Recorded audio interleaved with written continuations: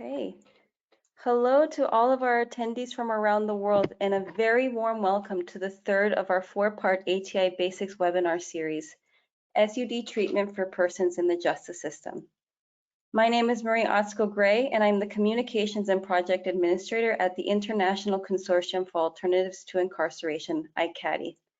I'm delighted to be here today to introduce you to the two treatment experts leading today's session, Dr. Roger Peters and Dr. Igor Kutsinok, as well as tell you about the organizations supporting this webinar and the structure of today's session. While we're waiting for a few more people to join us, I'd like to remind our Spanish speakers that interpretation is available. Please check the chat box for directions about how to listen in Spanish. We're here today with our co-host ISSUP. We're working together to bring you this four-part ATI Basics webinar series, and we thank them for providing support and their technical expertise. The International Society of Substance Use Professionals, ISSUP, is a member organization with over 35 members worldwide working in the field of substance use treatment, prevention, recovery, and care. ICATI is a global network working with countries, organizations, professionals, and program sites to support the global development of treatment, care, and accountability as alternatives to incarceration.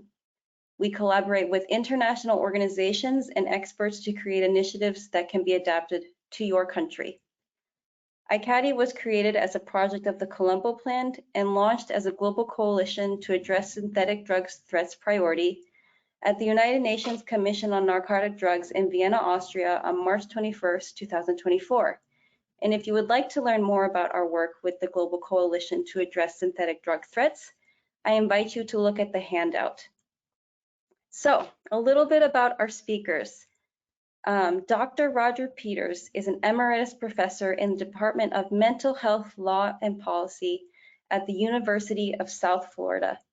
He serves as a consultant to the U.S. Department of State INL, the Colombo Plan, and the United Nations Office on Drugs and Crime. During his 35 years at the University of South Florida, he served as department chair from 2004 to 2011 and associate chair from 2002 to 2004. Dr. Peters is a licensed psychologist in Florida and serves as vice president of ICUDDR, the International Consortium of Universities for Drug Demand Reduction, and is on the leadership team for ICATI. He also serves on the Florida Supreme Court Steering Committee on Problem-Solving Courts and has been a faculty member of the National Judicial College. Dr. Peters sits on the editorial board of 5 scholarly journals and has served as chair of SAMHSA's Treatment Improvement Protocol Number 44, Substance Abuse Treatment for Adults in the Criminal Justice System. Igor Kutsinok, MD, is a professor of psychiatry at the University of California in San Diego and is the director of the UCSD Center for Criminality and Addiction Research, Training, and Application. He is also the director of the International Addiction Technology Transfer Center, Ukraine, and serves as vice president of ICUDDR.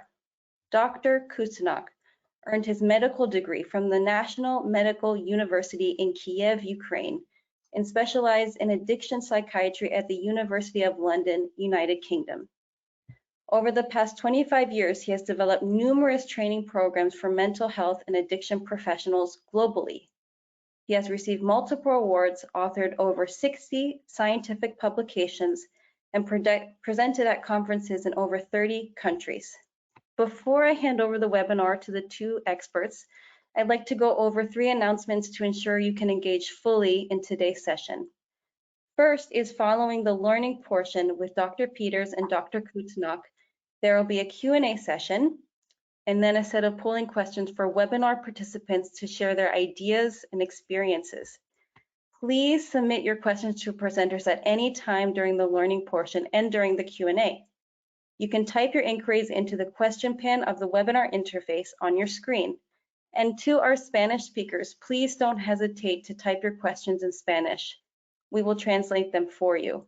And a final note, a recording of the webinar will be made available for you to watch on demand after the event. And now it is my pleasure to hand over the webinar to Dr. Peters. The floor is yours. Thanks very much, Marie, for the nice introduction, and welcome everyone to the webinar. As Marie mentioned, this is the third in a four-part webinar series hosted by ISSUP and the International Consortium for Alternatives to Incarceration, ICATI.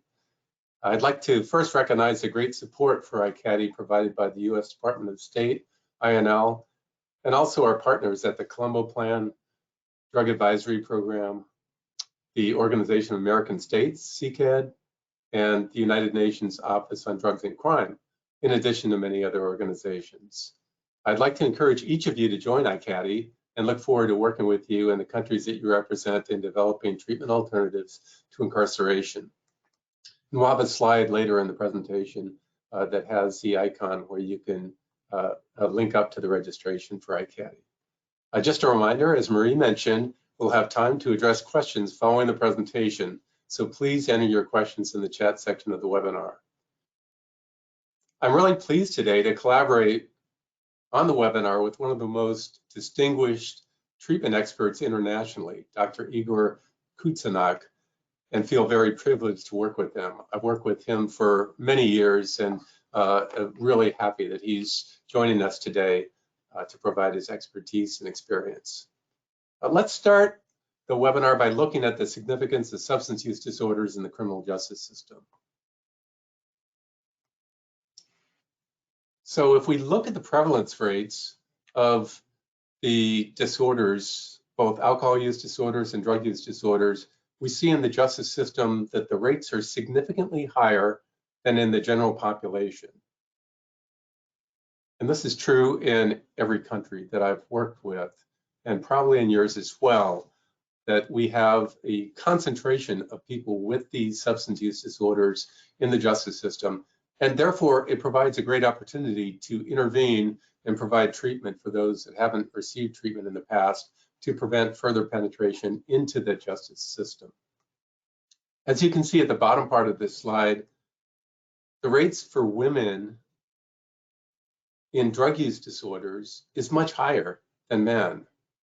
And so we've seen a recent trend towards women having significant problems with substance use disorders that lead to their arrest and incarceration. And so we have a high concentration of women that have drug use disorders who are in the justice system. Just a couple pieces of data from the US to show you the difference between the substance use disorders in the justice system versus the rates of these disorders in the general population. And I think this would be similar to what you would find in your own country, but I just provide this as an example. If you look at alcohol use disorders in the darker shade, we have 5 times the rates of these disorders in the justice system as we find in the general population. And then if we look at drug use disorders in the lighter blue shade, we find that these disorders are 25 times higher in the justice system as compared with the disorders in the general population. And again, this is just within the United States, but giving you an example of the great disparity in terms of the prevalence rates that we see in the justice system versus the general population. So again, a really important opportunity to intervene with drug treatment in the justice system to prevent cycling back through the system, further arrest, victimization, etc. So if we look at the treatment outcomes for people with these disorders, first off, we have to again recognize that the majority of people in the justice system have used drugs and alcohol. Not all of these people obviously need intensive drug treatment. And so that's our challenge, is to identify who actually is in need of the more intensive drug treatment that we would provide. So one thing to note is it can be harmful to place persons with only mild drug use, for example, mild cannabis use, into an intensive drug treatment program. You can actually get the opposite results that increase rates of drug use and crime.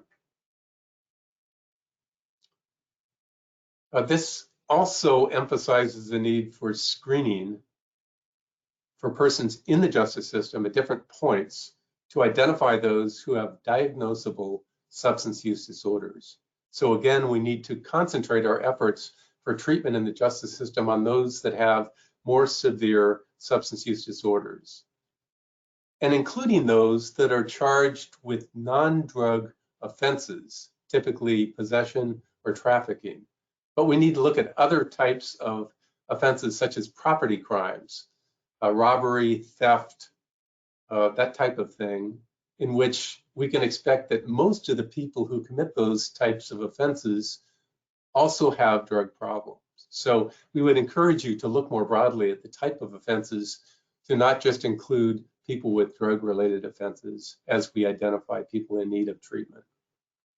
And finally, again, we only have scarce resources to provide treatment at this point in the justice system, really in every country. And that includes my own country here in the United States, but in all of the countries that we work with, this is a big issue. And again, we have to then identify who really is most in need of treatment and who can benefit the most, and what is the population where we can reduce arrest, victimization, and get the most money in return for our investment in treatment in the justice system. Just very quickly, this is a slide that shares some information about the lifetime treatment history for people who are in different types of criminal justice settings. And this is from a sample of over 10,000 people who were arrested, looking at their rates of treatment for different types of problems. And the first thing that jumps out at us is most people in the justice system have never received treatment in their lifetime of any type. In the US, only a quarter of people of these people have received substance use disorder treatment in their lifetime. And what I would say is, in most cases, that's not evidence-based treatment. It's, in most cases, things like 12-step programs without intensive evidence-based treatment accompanying it. So the bottom line is that only about 10% of people in the justice system who need treatment receive it as part of either incarceration or community supervision, if that makes sense. So again, also few have received mental health treatment. And so we know that people with substance use disorders typically have very high rates of mental disorders as well. And you can see from this slide, this graphic, that very few of them have received mental health treatment as well. So again, we have great opportunities to provide treatment oftentimes for the first time for people in the justice system, if we can identify them and identify those who are most in need of treatment. Many, many different types of treatment options are available for alternatives to incarceration and for all of us to consider. We look at community-based outreach, which could include case managers, staff engaging people out in the high-risk drug neighborhoods, providing harm reduction, other types of referral to treatment. We mentioned screening already, but also brief interventions that would be accompanying screening and then referral to treatment, for example, with the SUD system. And this again could be accomplished at many different points in the justice system.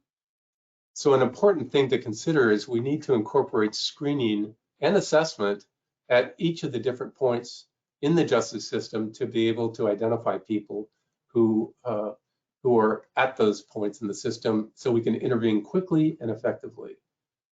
And the rest of these different options here are things that we want to have in our continuum of treatment.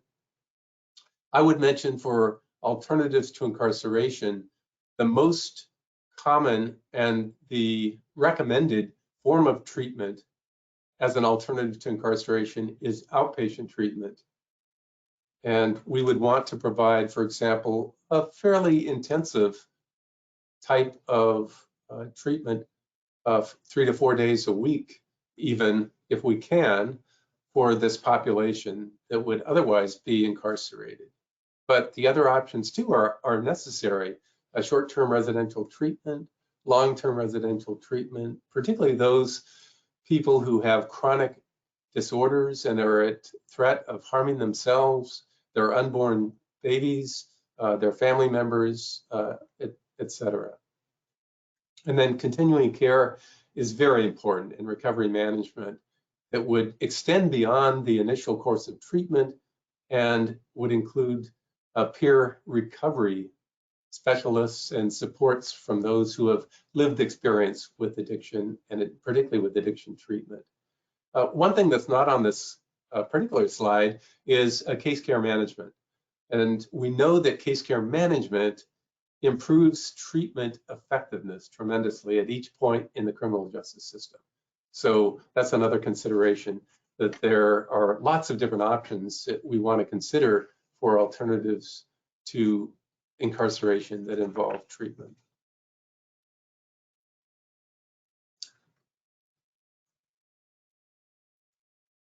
So there are many points, as I mentioned, where treatment can occur in the justice system, where we can provide a referral to substance use disorder treatment or supervised treatment as an alternative to incarceration for nonviolent persons.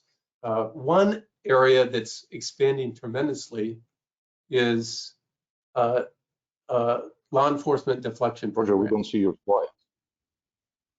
Yeah, now we do. Sorry, yeah, so one area that's really expanding is law enforcement deflection programs, where law enforcement, in combination sometimes with other individuals who have treatment experience, who are experts in behavioral health disorders, can help to keep people from being arrested and instead receive a civil citation or some type of referral to treatment in the community as a first step to actually prevent penetration into the justice system. We also have pre and post sentence treatment under community supervision, and this is treatment that's provided as a condition of release, either before sentencing or after sentencing. So somebody might be sentenced by a judge, and then they're sentenced to one of the conditions would be treatment in the community, and if they don't complete treatment, then the original sentence might be reinstated. There's also treatment-based court programs, which are very common now throughout the world, including drug courts, that are maybe the most commonly used alternative to incarceration at this point. And then finally, prison reentry programs and transition treatment centers. So we have to recognize that there will be people in prison who need drug treatment, and we need to provide treatment, if possible, in those settings. But one of the most important pieces that we need to consider is that the reentry part is very essential, and that we can really increase the outcomes, positive outcomes of these programs if we provide a transition and case management and care that goes beyond the walls of the prisons or short-term detention. I want to mention something very briefly, and hopefully you do not share the widespread belief around the world that treatment in the criminal justice system means being soft on crime. The data actually suggests just the opposite, that treatment coupled with criminal justice supervision and accountability enhances public safety by preventing current and future criminal activity and victimization.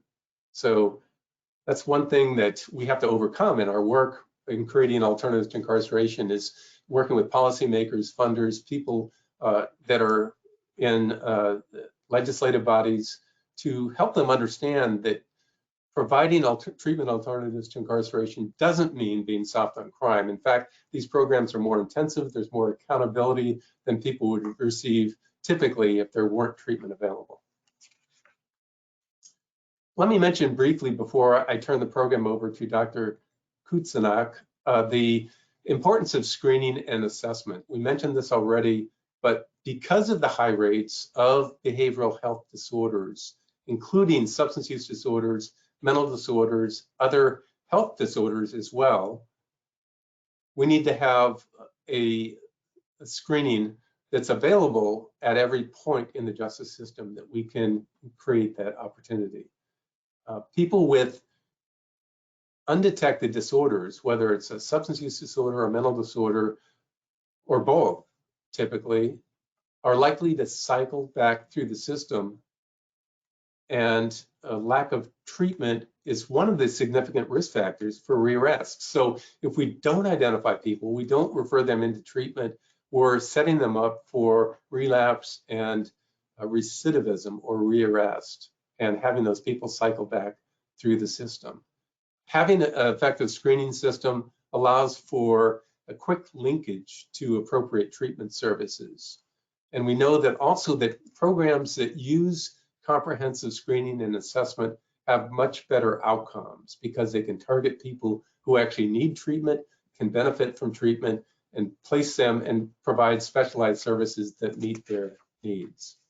So one last slide I want to share with you, and this is very simple, but again, there's a need to provide what I call universal screening in different settings throughout the justice system.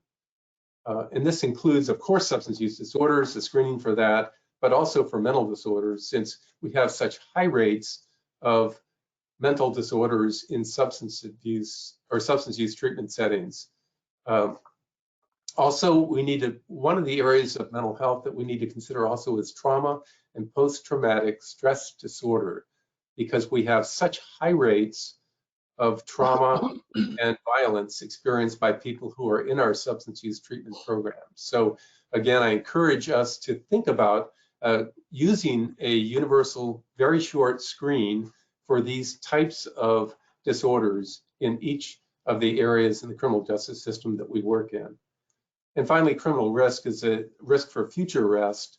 And there are now some risk screen instruments that we can use based on criminal risk factors that we'll look at later in the presentation.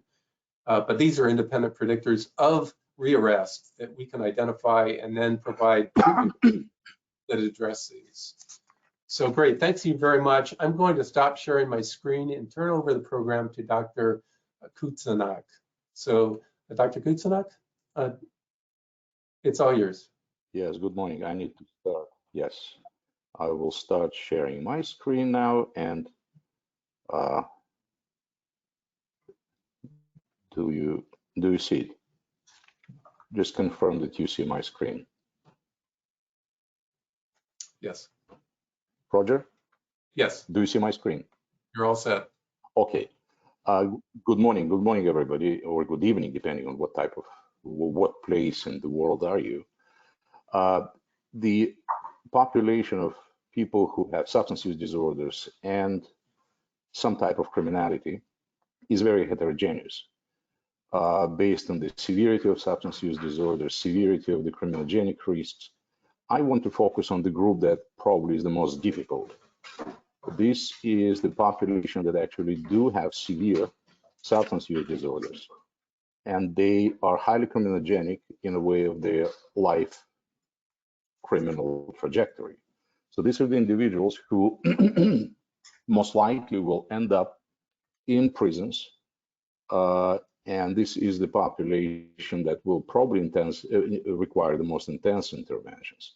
Even if people are in prisons for any kind of crime they have committed and they do have substance use disorders, they should not be excluded from treatment. There are multiple treatment options, and I want to walk you through some of the most common treatment options in correctional and incarceration environments. If you look at the data is pretty clear. The higher is the severity of substance use disorders, the more likely this individual will be incarcerated. It's a very linear relationship. What we also know from the research, there is absolutely no evidence that criminal justice pressure by itself, threat of punishment, mandatory arrest, increased supervision and surveillance, anything that is just criminal justice pressure.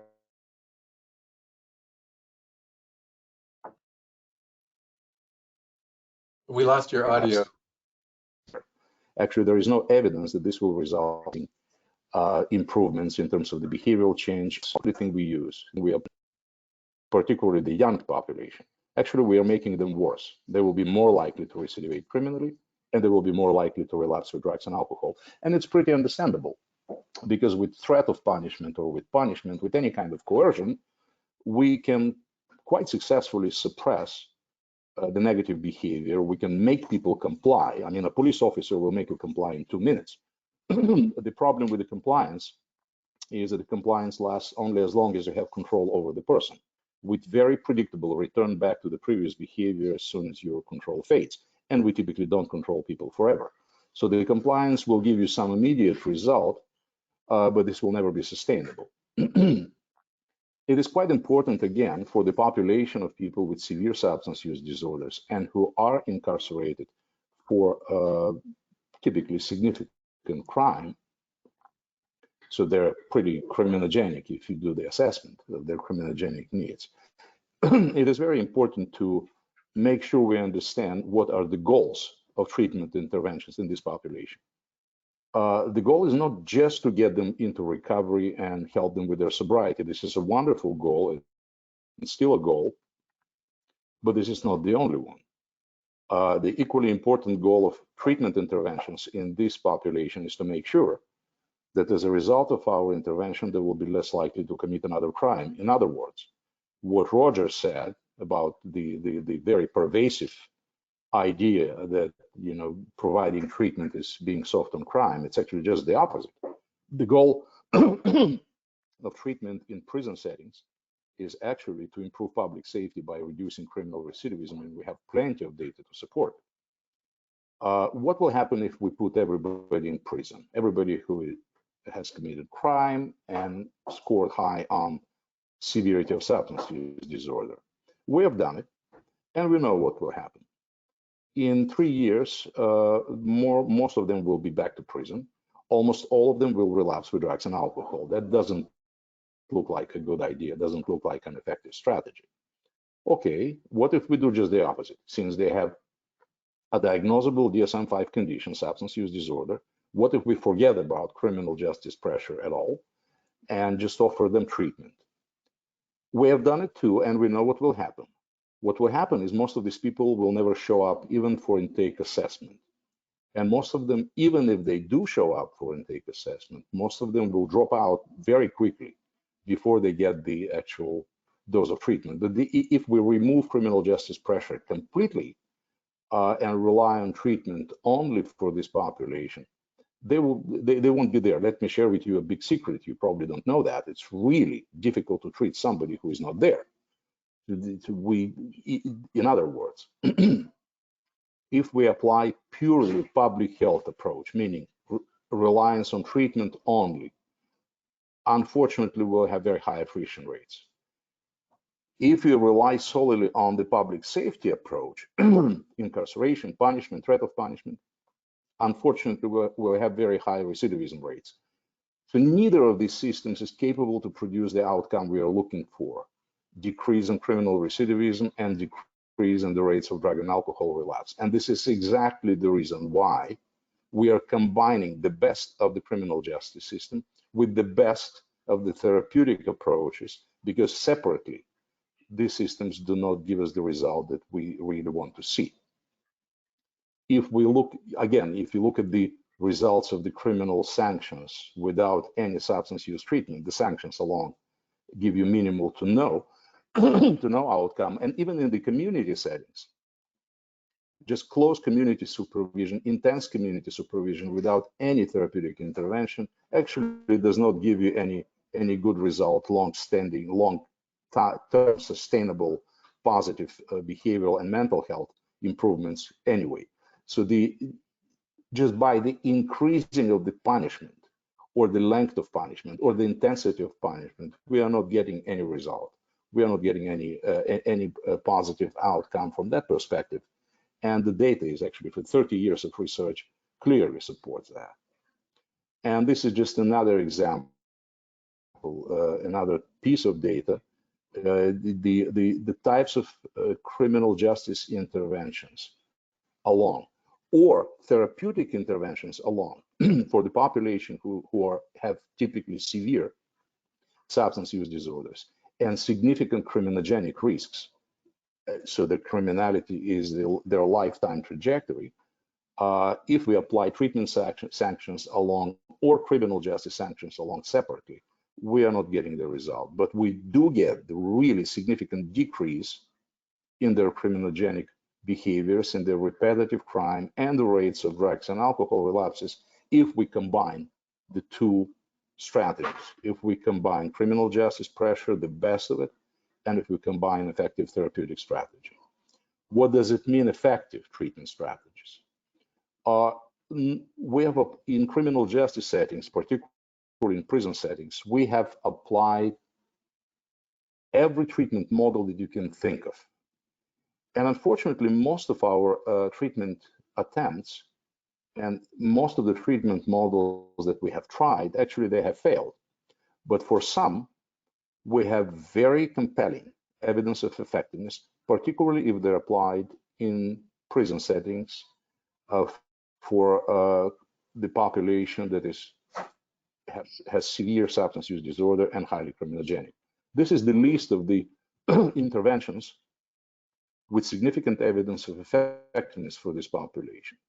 Brief interventions, motivational enhancement strategies, different variations of cognitive behavioral therapy combined very effectively with contingency management, the use of incentives and sanctions, family therapy if there is a need. Everything should be based, the choice should be based on the assessment.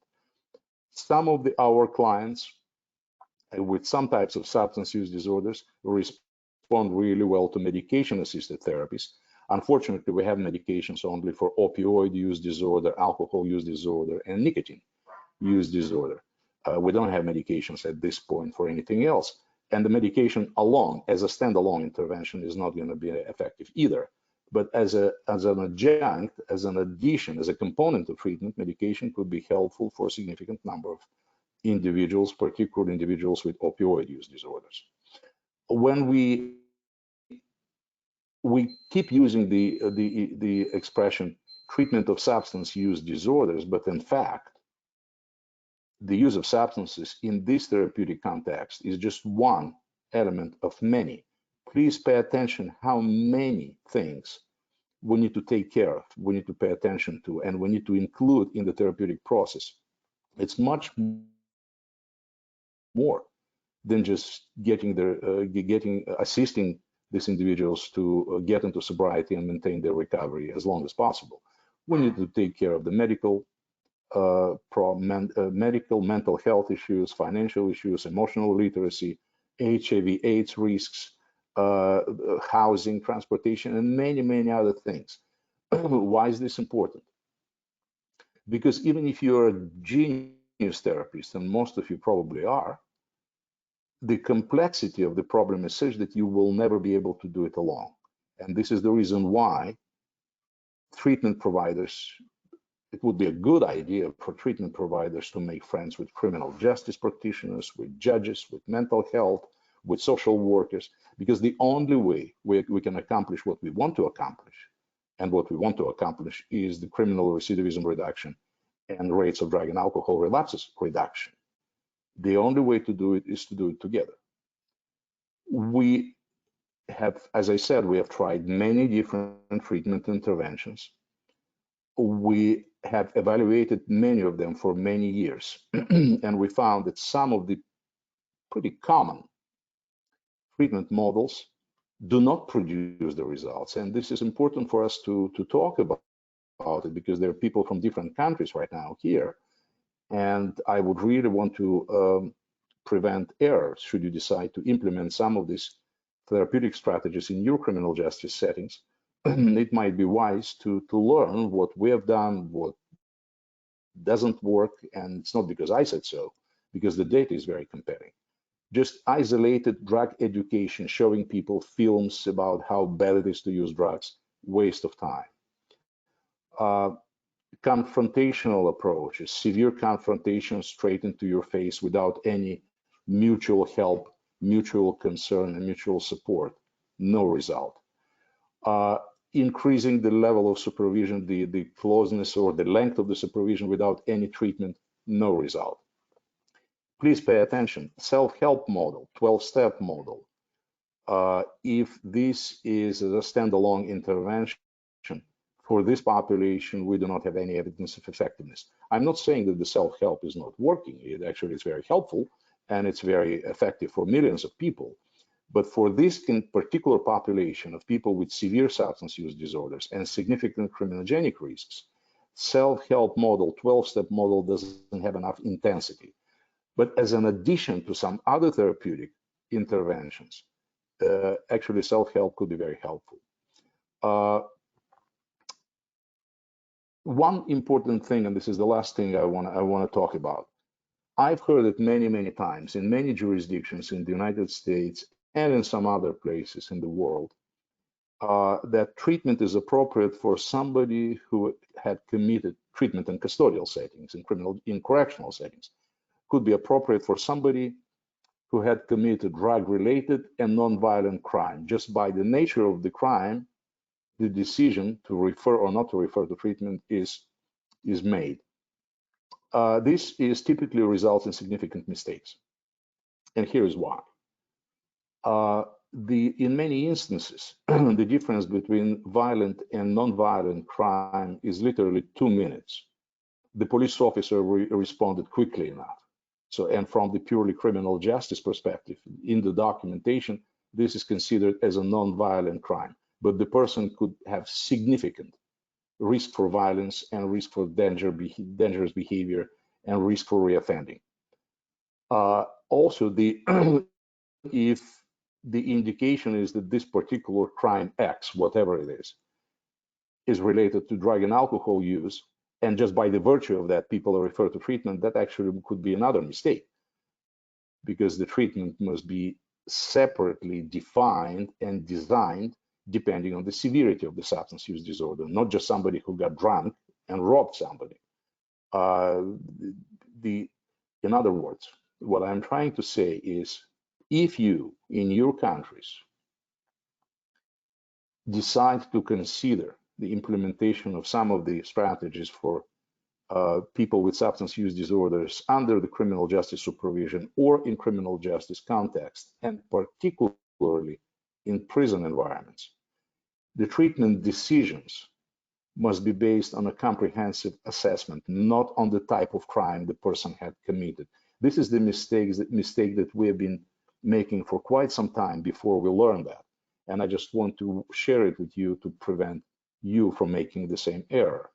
The treatment decisions must be individual specific, assessment specific, not just based on the type of crime the person had committed.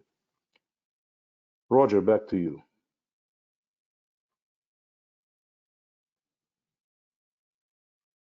Great. Can you see my screen? Is the screen visible? So I wanted to return to one of Dr. Kutsanak's slides that I think is really important, just for a second, and to remind you on the outer edge of this circle of the components of treatment for substance use disorders are some really important types of services and considerations. And I just wanted to remind people, you know this well already, but if these areas are not considered and dealt with as part of treatment, then treatment is not likely to be effective, right? So, for example, housing. If somebody is homeless and they're roaming the streets, they're not going to be a good candidate or effective participant in substance use treatment. Likewise, if they have mental health disorders that are untreated, they have paranoia, they have depression, they have post-traumatic stress disorder, for example, they're not going to be effective participants in substance use treatment unless those areas are addressed. And similarly for the other types of issues around this circle. So what are the implications for us? I think we need to look at the big picture in terms of treating people and looking at other areas besides just the substance use disorder to examine and identify areas that might otherwise undermine effective treatment involvement. The other quick thing I'll mention is that group counseling, group therapies are really the treatment of choice for substance use disorders. And this is somewhat different, isn't it, from mental disorders treatment, that we want to focus on building skills using cognitive behavioral techniques, as Dr. Kutsanak mentioned. All of these other components are very critical as well. But just to mention that the core treatment services typically revolve around group counseling, using each of these other components as well to reinforce the importance of treatment.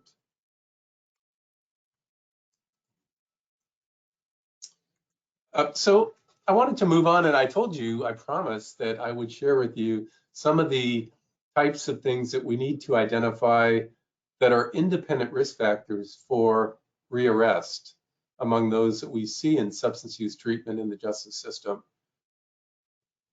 And so there has been a lot of work and a lot of research examining each of these factors.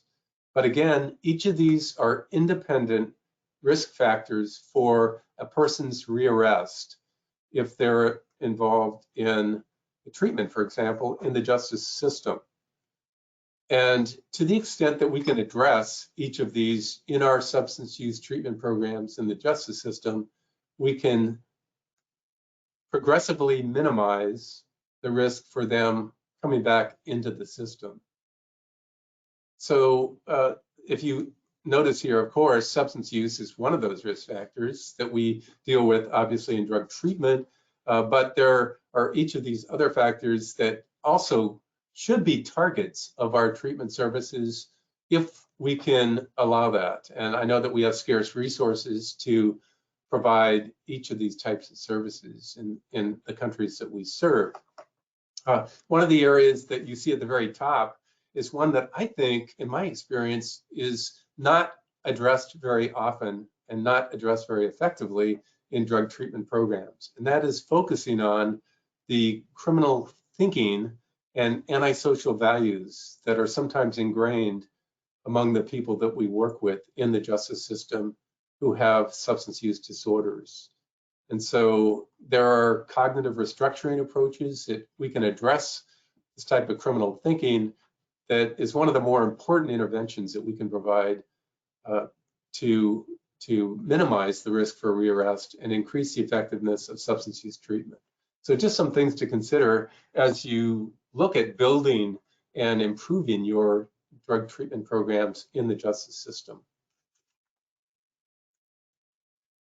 Why is this important? Well, also we want to be able to identify those risk factors and be able to understand who has the highest criminal risk for arrest among the people that we screen and assess for placement in our programs. And so now, as I mentioned previously, there are a set of risk assessment, risk screening instruments that can help us do that. And the bottom line and the outcome of that is that we can improve the types of outcomes for our substance use treatment programs if the focus that we have is on those that have at least moderate to high risk for arrest in the future. The bottom line is that people with low criminal risk can be managed in less structured and lower supervision settings than we would typically provide for people in our drug treatment programs in the justice system. Another thing to consider is that we get the biggest reductions in criminal behavior, including rearrest, if we focus on people with higher criminal risk in our treatment programs. And we get the biggest cost savings for this population as well, because we're reducing crime to a larger extent among this group. We're reducing victimization, and we're also importantly reducing incarceration. And so one of the biggest cost savings in our criminal justice systems for targeting and prioritizing, rather, this group of moderate to high risk individuals in our treatment programs is that we can delay or actually forestall or eliminate the need to create new detention facilities, either short-term detention or long-term detention prisons, and which are extremely expensive. And so again, another reason to focus on people that have higher criminal risk in our treatment programs, if that makes sense. Another thing, clearly, and I mentioned this before, is that low-risk individuals don't often need intensive treatment. And that placing them in these settings can be counterproductive. So this group could receive drug education, community service, other less intensive services that are also less costly, right? And so we save our scarce resources for people with moderate to high criminal risk. As I mentioned, if you provide intensive treatment for these individuals, let's say that are casual cannabis users that don't have a previous history of arrest and aren't violent, of course, if we try to place them in a residential treatment program along with other people that have higher criminal risk and that have more ingrained criminal belief systems and attitudes, we are exposing them to a risk for poor outcomes, including actually greater use of substances in the future and greater risk for arrest in the future. So actually intensive treatment can be counterproductive unless we identify people who are at low risk for criminality and low severity of substance use disorders. So essentially, then the last point is very important. We want to avoid mixing people of different risk levels in treatment. And I would say likewise, we want to avoid mixing people in treatment who have chronic substance use disorders with those that just have very mild disorders as well. And so going back to Dr. Kutsanak's point, we need to be very careful about screening and assessment to identify people who really belong in intensive treatment settings in the justice system. So now let me transition to just share with you some data about the outcomes of drug treatment in the criminal justice system. And I mentioned before some of the different points that we have for alternatives to incarceration that involve treatment. One of those that you may be most familiar with is drug courts. And this is an area of alternatives to incarceration that probably has the best data internationally of any other type of alternative to incarceration involving treatment. And so we know that consistently adult drug courts that use evidence-based treatment can reduce recidivism significantly for the population. We'll get into a few more details on the next slide after this.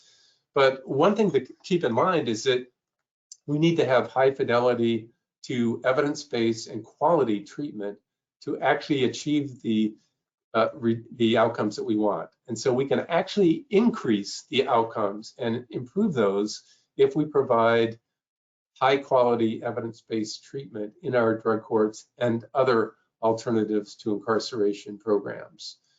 You can see here that that type of approach using evidence-based treatment in drug courts reduces recidivism by up to 40%.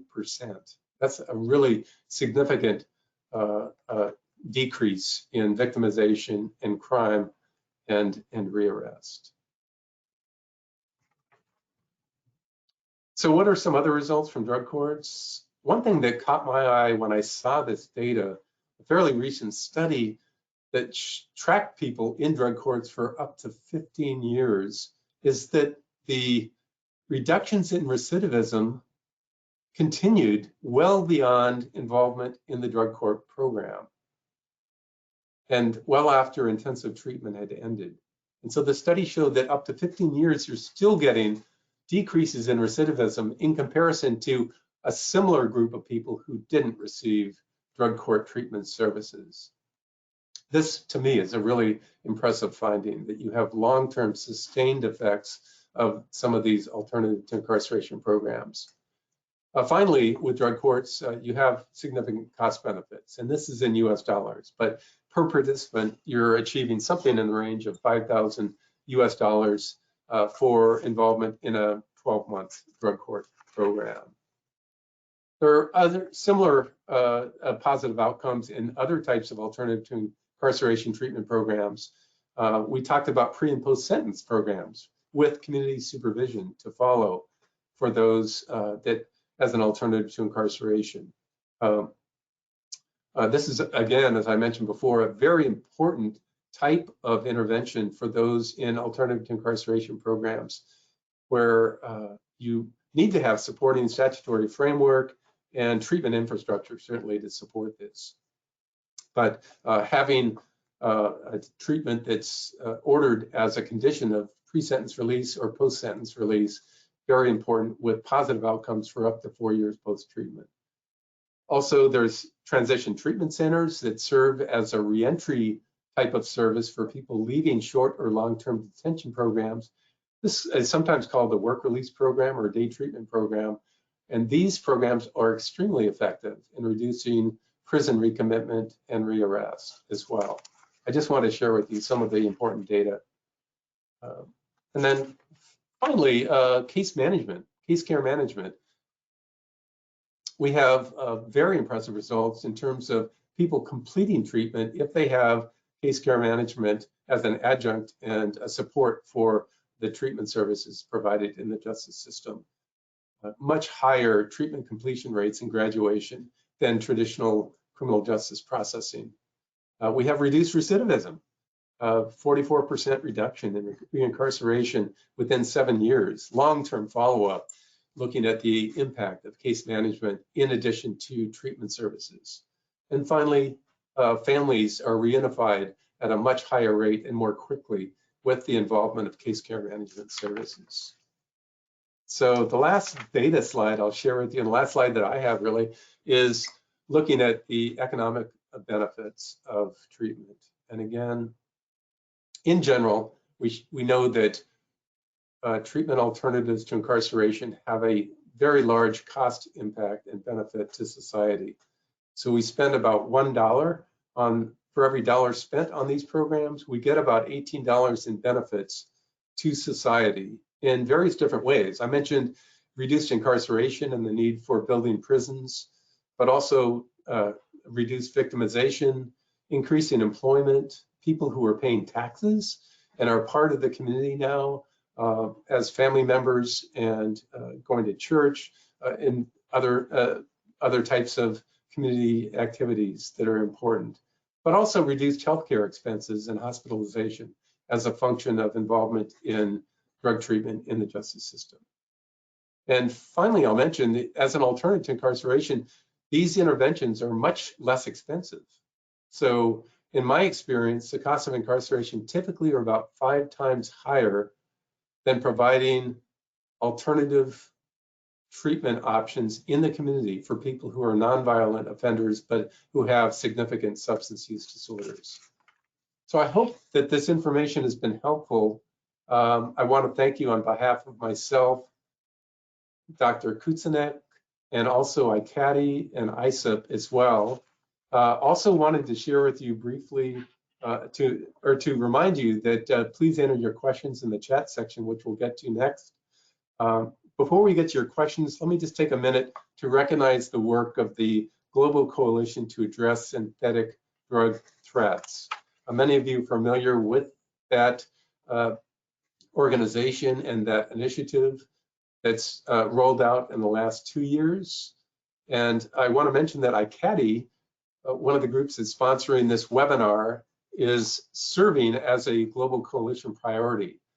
And again, we were launched at the recent United Nations Commission on Narcotics Drugs Conference, where there were also quite a few events from the Global Coalition on Synthetic Drug Threats. Here's just an invitation to join the ICATI network. You can scan the link, the barcode down below. Again, this is a no-cost type of membership, free to anyone, and we will be linking you to a network of people throughout the world who are also working on developing alternatives to incarceration that involve treatment or early law enforcement interventions. So please join us if you haven't already to join us in the ICATI network. So now it's time for questions and answers, and we'd like to address your questions. Dr. Kucinek and myself will be looking at these, and we'll have some time to address these. So let's take a look at the questions that we have.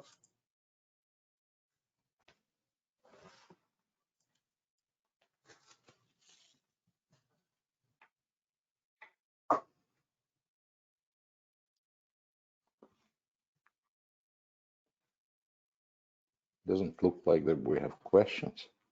Yeah, there are a series of questions. If you click on the right-hand side of the questions bar on your screen, Dr. Kucinek. So Yeah, I did. I see nothing. I'll read out some of the questions, and then I think I'll have you respond to the first one. How can treatment be tailored to address both substance use disorders and criminal behavior? Do you want me to answer this? Yeah, why don't you start? How can treatment be tailored to address both substance use disorders and criminal behavior? Well, first you do the assessment, and by doing the assessment, we assess essentially two things. We assess the severity of the substance use disorder, and you can use a variety of different tools. For instance, addiction severity index is one of them, but there are many other tools to assess the severity of substance use disorder. The more severe is the disorder, the more intense treatment you need. It's number one. At the same time, you really want to assess the criminogenic risk factors. And by doing that, essentially, we are talking about two things. Criminogenic risks, meaning risks for reoffending, and secondly, the criminogenic needs. People have all sorts of life attributes, we call them needs. They may or may not be directly related to their criminal behavior. For instance, mental illness by itself, with one exception, is not a criminogenic risk factor. Most of the crime is committed by non-mentally ill people. So we assess the severity of substance use disorder. We assess criminogenic risks and needs. By assessing these two things, we can find people scoring high on both or high and low on something. Based on these factors, we will design the treatment interventions that is adequate in terms of the strategy and the dose for the intensity of the problems. Particularly in custodial settings, in prison settings, where you would expect a greater prevalence of people with severe substance use disorders and significant risk factors for reoffending, you would probably want to have more intense interventions to address the severity. Longer term residential, well, in prisons, they're almost always residential. People don't go anywhere. Typically behavioral modification interventions or cognitive behavioral strategies with the target behavior, criminogenic thinking errors, and many other things. So to answer your question briefly, let me repeat. You tailor the treatment assessing essentially two things: the severity of substance use disorders and the severity of reoffending risk factors. And I just want to emphasize what Roger said, and he's absolutely right. Mixing people who are low risk and low severity of substance use disorders with other people who are high risk and high severity for repetitive crime is not a good idea. And you really don't need to have a PhD to understand it. Those of you who are parents, and most of you probably are parents here, what kind of children would you like your kids to socialize with? Good kids. And if your kids socializing with problematic kids, you would worry about it. So if we mix low risk, low severity individuals with high risk and high severity individuals, very quickly, within weeks, you will get a bunch of high risks. So we just created a new problem. This is how important the assessment is. Thank you so much. Great comments. I would just add that there are now some treatment interventions specifically crafted for criminal justice populations that focus on, as I mentioned, the criminal thinking and the cognitive restructuring that's needed for people who have this type of criminal thinking that can lead to future rearrest and recidivism. But thank you, Dr. Kucinek. Another question that we have is, what screening tools are effective for identifying substance use disorders in justice-involved individuals? And I can start with that, and I'll turn it over to Dr. Kucinek after. But fortunately, there are a wide number of screening tools that are available for identifying substance use disorders. And the hallmark and the kind of the defining feature of these tools is that they're very brief. They don't require a clinical degree or a huge amount of clinical experience even to provide the screening in most cases. And they're fairly accurate in terms of identifying people who need further assessment for their substance use disorders.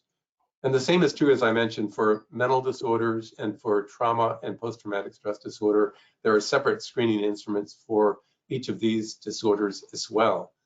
But for substance use disorders, for example, one of the very popular and commonly used instruments that's free of charge is the ASSIST instrument, which was developed by the World Health Organization in combination with the United Nations Office on Drugs and Crime.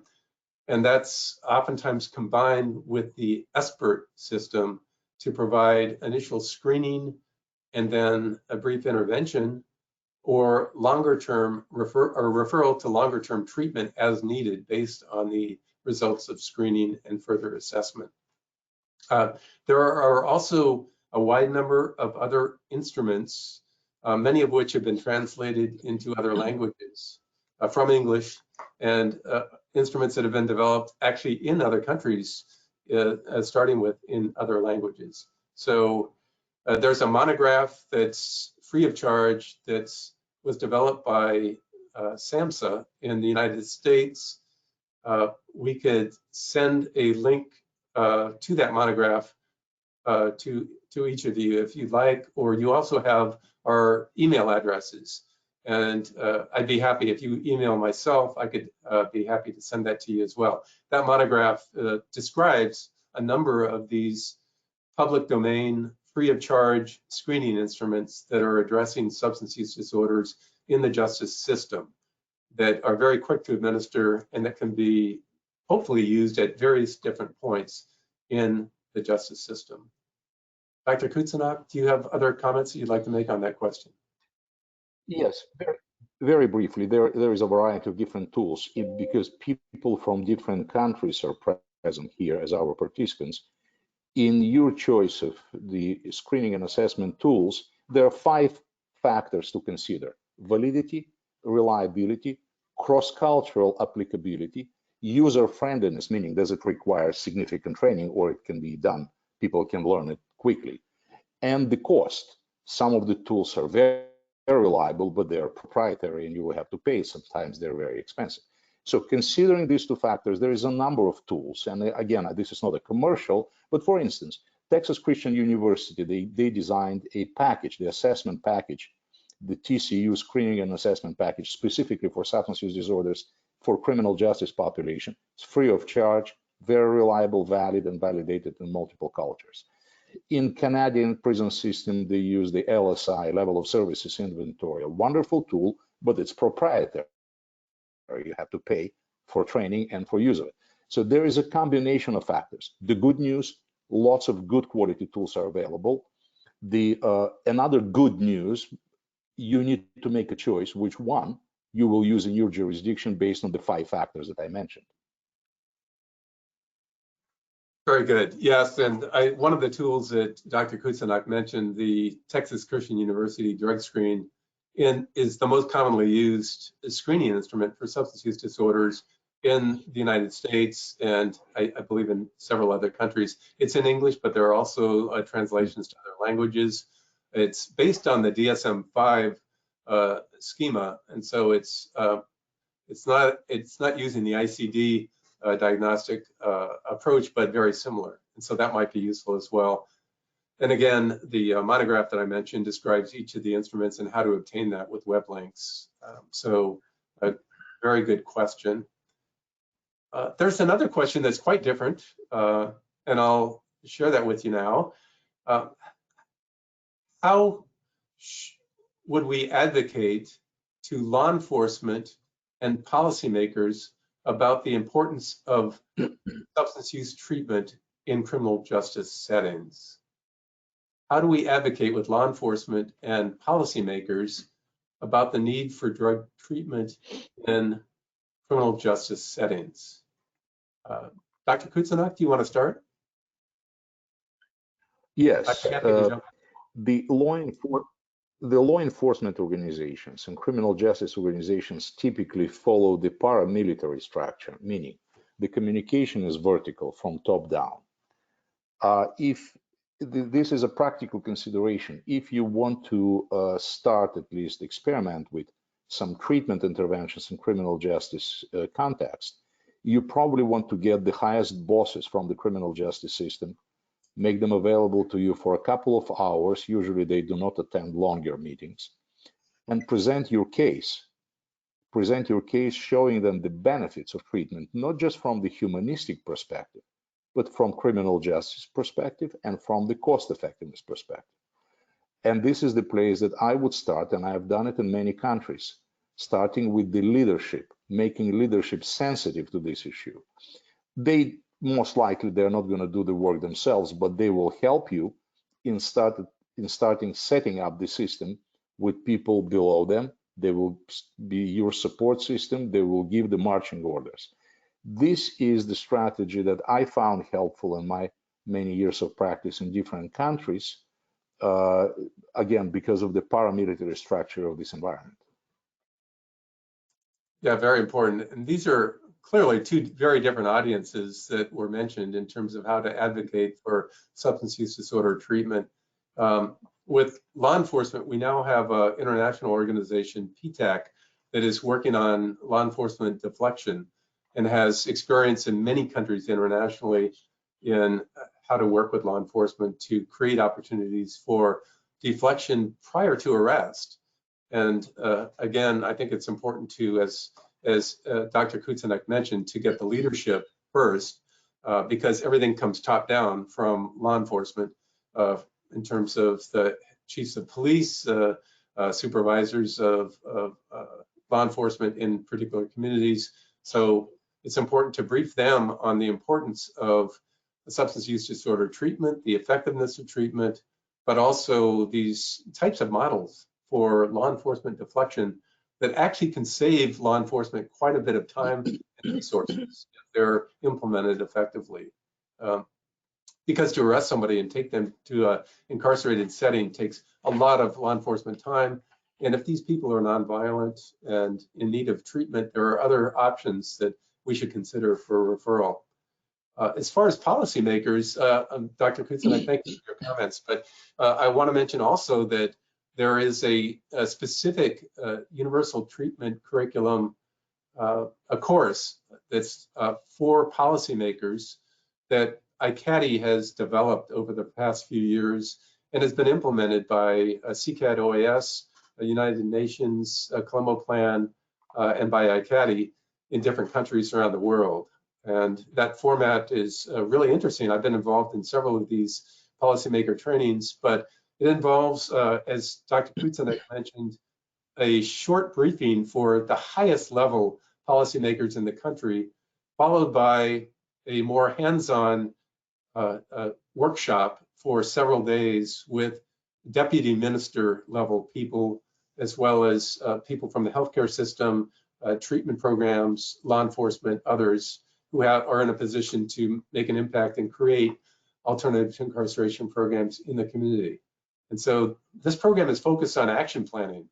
So at the end of this training workshop, the countries that are involved will develop a specific action plan that's based on their own needs, their own desires, their own resources. And then there's follow-up activities with the leadership team. So just to give you a sense that there are options out there for providing advocacy for policymakers and law enforcement and other groups. And you know, let me add very quickly, when you finally get access to the policymakers, the high-level policymakers, and you present them all the data and the argument and the rationale, the very common response is, yes, it's all good, but we don't have money for that. We don't have budget for that. Yes, you do. Because right now you're paying 5-6 times more, you just don't think about it, than you could have paid implementing those strategies. So the argument that we don't have money for that, actually we do. We are wasting, not wasting, but we are spending much more money by doing nothing. Very good. Yeah, very impressive. Important comments. I think we have time for maybe 2 more questions. This one I'm going to address to Dr. Kucinek because this is his area of specialty. We have a participant from Mozambique who's asking, they'd like to know more about what the possibilities are for opioid disorder treatment in prisons. So what are some of the options for opioid disorder treatment that can be provided in correctional settings? Well, the non-pharmacological treatments will be pretty much the same like for any other substance use disorder: use of cognitive behavioral interventions, family interventions, individual counseling, drug counseling, relapse prevention, that everything that we know works. Specifically for opioid use disorders, some medications could be very helpful. And actually, the full agonist or partial opioid agonist or some antagonists, or like naltrexone, or some variations of those medications, or the medications with prolonged extent, like like Sublocade, and there are many other medications. They could be helpful to help people to maintain their remission. Again, the medication by itself is not going to solve anything, but could be helpful addition. Use of medication in prison settings has some administrative and logistical challenges. And we can help you with some specific questions should you decide to do it, how to overcome the challenges. For instance, the black marketing or illegal traffic of the medication. And there are some ways this issue can be resolved, but this could be a significant issue.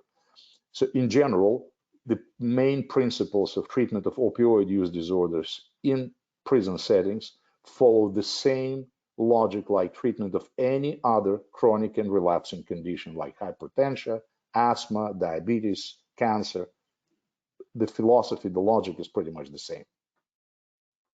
I would add that very important. I would add that the research shows now that providing medication-assisted treatment for opioid use disorders in prisons has a very big impact in reducing overdose after release from prison, if the persons can be continued on those medications, particularly, right? So that's an important finding. We can reduce a lot of overdose deaths through that. Yeah. Great. So one last question. What kind of resources are needed to implement a drug court alternative to incarceration program? And we don't have a lot of time to answer this last question. And thank you again for everyone for all of your important questions. We want to get to the polling questions next, but I'll just take a quick set of points about that. Drug courts are very unique in terms of their approach.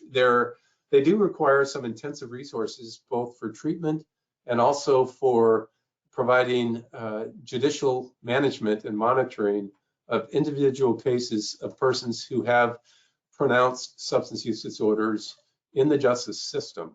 And so the drug courts typically provide regular, what are called status hearings, or court hearings to review progress for people who are enrolled in the drug court treatment programs, to check and see if they're doing well, if they're relapsing, if they're following through with drug testing, if they're following through with community service and other types of requirements, and making progress in treatment. And so you have to have a committed judge who's trained. You have to have a set of staff involved in the program as well, including, if relevant, prosecutors, defense counsel, as well as case managers. The treatment staff who are working with the individual in the community are all part of a team that comes together for regular drug court meetings to manage and supervise individuals who are involved in the drug court programs. As I mentioned before, you saw some of the outcomes of drug court programs that are impressive, particularly if you have high quality treatment services and have a committed judge who is able to work with individuals in the drug court hearings and in the team setting. Dr. Kutsanek, do you have other comments about resources? Well, essentially, for drug courts resources, you need two things. You need to have available treatment so judges can sentence or can send people to get treatment, because what good does it do if even if you have the brilliant judges, if there is no place to refer the person to, it doesn't make any sense. So you need to have a treatment programs in place. And secondly, you need to have trained judges, trained with about the nature of substance use disorder, variety of different treatment interventions, and many other things. So these are the two resources. Yes, it will take some investment, and yes, this investment will be paid off very quickly by reduced recidivism. The data is very clear about it. And again, I think the drug courts provide that type of intervention that couples criminal justice supervision with treatment in a way that improves the outcomes that neither one of those types of interventions could provide alone. Thank you again, everyone, for your great questions. We couldn't get to all of them, obviously, but you do have our email addresses, and we hope to have future sessions on the topic of criminal justice treatment in the future that's sponsored by ICATI, and we'll certainly, we have your contact information, we'll alert you to those opportunities. Now I want to have an opportunity for you to participate in some polling questions that we have for you that we think might be very interesting. So if we can, let's go ahead and start with the polling questions. Do I need to stop sharing my screen? Here we go.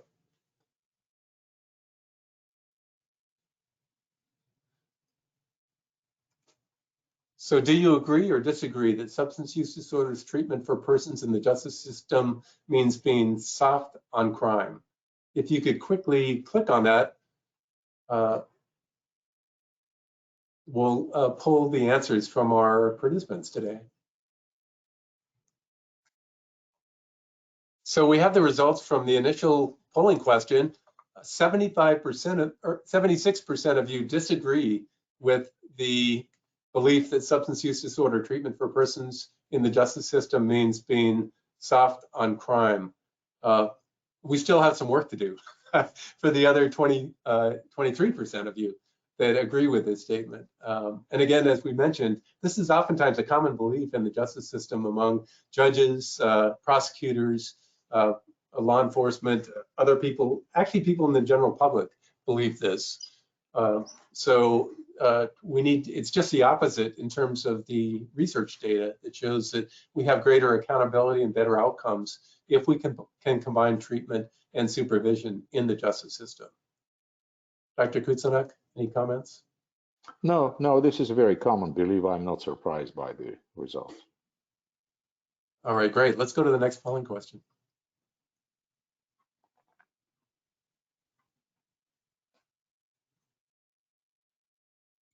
All right, so you should be able to see this on your screen. What is the most important challenge in providing substance use disorder treatment in your criminal justice system?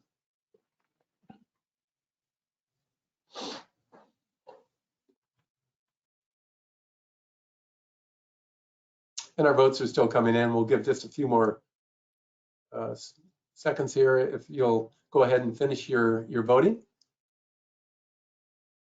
There may be some other options that aren't on here, but all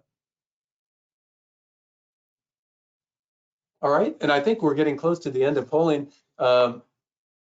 So the results are that the 42% of you believe that the lack of resources to fund treatment are the most important barriers to provide substance use disorder treatment, the most important challenge.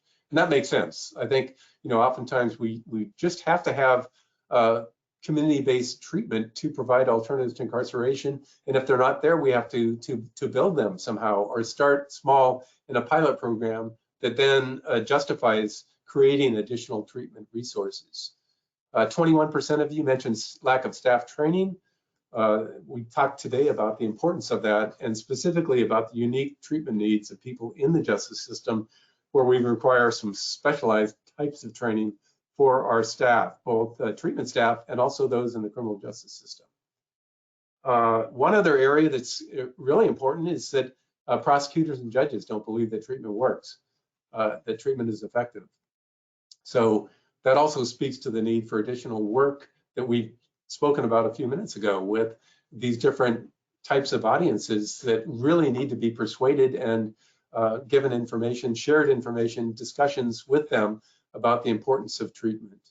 I'll just share in my own experience, I think that this is still the case in the United States with most criminal court judges, that there is some skepticism about the value of treatment and that treatment may not work. And I think part of the reason for that is that they've seen in their experience people cycling back through the system over and over again that have been referred to treatment that maybe didn't go to treatment, or that the treatment wasn't high quality, or for some reason that they relapsed and were committing crimes again.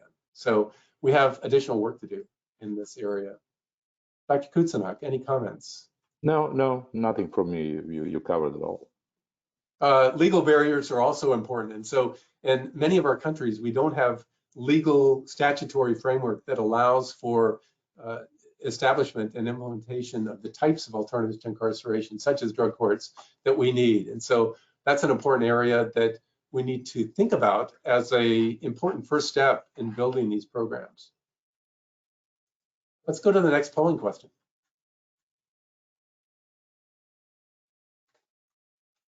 What is the most common setting for substance use disorder treatment in your criminal justice system? What is the most common setting? The poll is open. We've got a large percentage of people that have already voted. We'll give just a couple more seconds.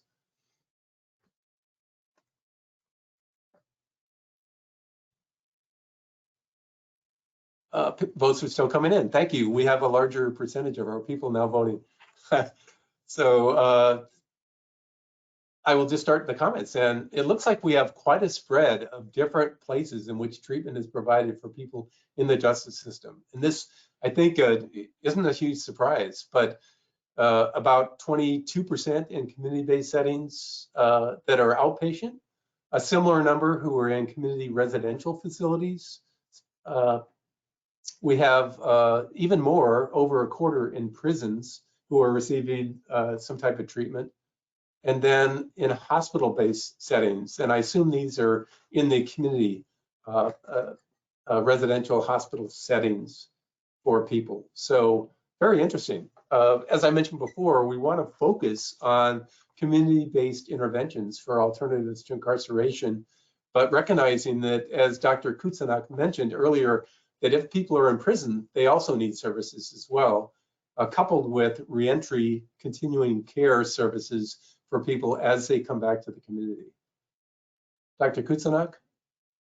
No, this is a really interesting, nothing to add. It's really interesting finding. So apparently, globally, there is a variety of different options.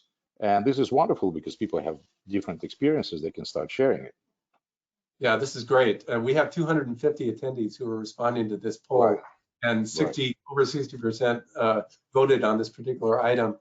So I'm kind of interested that there are so many different types of places in which we need to provide interventions that are quality services. We need to provide oversight and a good clinical care using evidence-based practices in these settings, and to fund them and provide the resources, as we mentioned before, was a real challenge. Do we have one more polling question? There may be one other question.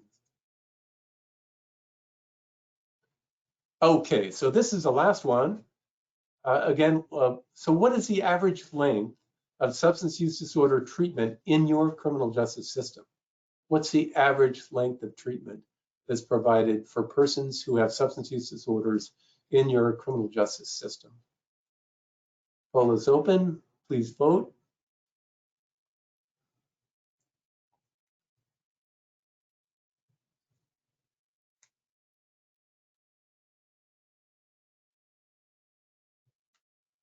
We'll give just a few more seconds for people to finish up their voting.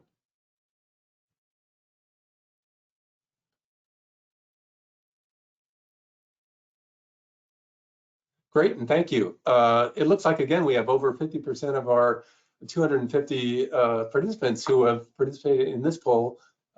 And these results are encouraging, I think, because 40% of the people who are receiving treatment in your criminal justice systems are getting services for 3 to 6 months. And the majority are receiving services at least for that amount or greater. 23% are receiving 7 to 12 months of treatment services, and about 16% are receiving more than a year of services. And I believe in my experience that this is an important representation of the need for treatment among this population, that these are people with chronic substance use disorders with ingrained criminal thinking and values and an arrest history that oftentimes is quite lengthy. And so you can't provide just a few weeks or a few months even of treatment services and expect to have good outcomes. So I'm encouraged by these results that we're providing a relatively long-term set of treatment services for our criminal justice populations. Dr. Kutsanak. Yeah, there is actually plenty of evidence, particularly coming from Dr. Tom McClellan, one of the largest, most important researchers in the system outcomes. All of these studies, to my knowledge, they show that the minimum duration of any kind of addiction treatment in any setting should be 90 days. What is the magic of these 90 days? I frankly don't know. But the data is pretty clear. Any treatment that actually less than 90 days, the long-term outcomes are pretty much the same like in never treated populations. So the results from this poll show that actually in most of the majority of you, 40% of you responded that the treatment is actually longer than 90 days, which is a very good news. I think if you combine all of the results from the last 3 items, you get, what is it, almost 80%, right, of people who are receiving treatment from either 3 months and beyond to more than a year. So that's very encouraging. So again, thank you for participating in our polls. I hope you found that as interesting as we did. Thank you also for participating in the webinar today. As I mentioned, we're going to have several additional activities focused on criminal justice treatment in the future, where there's more of a sharing opportunities for people to share their own experiences, what's worked and what doesn't work in their settings. And hopefully we'll have you engaged in those types of sessions. I want to also thank you for your great work and your leadership in the field in your particular countries.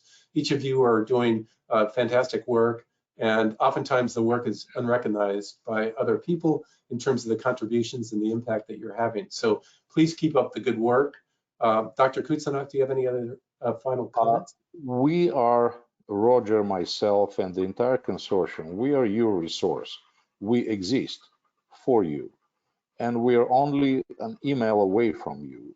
If you need information, if you have a question, if you need assistance, or if you just need a shoulder to cry on, email us, and we do exist for you.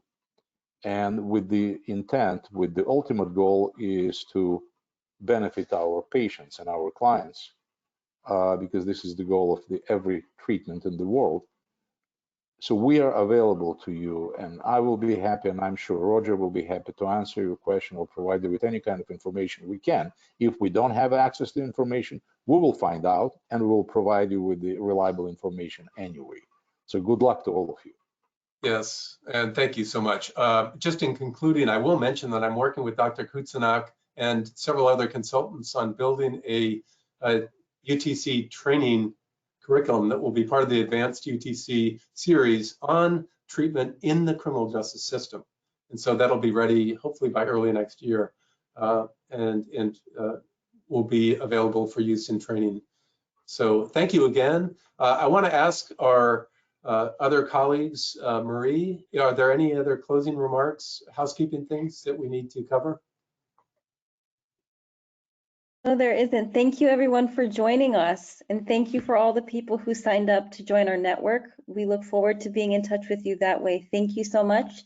There will be a recording and an email sent to you in approximately 48 hours. So expect to hear from us soon. Thank you so much for joining us. Thanks everyone. Thank Have a great you.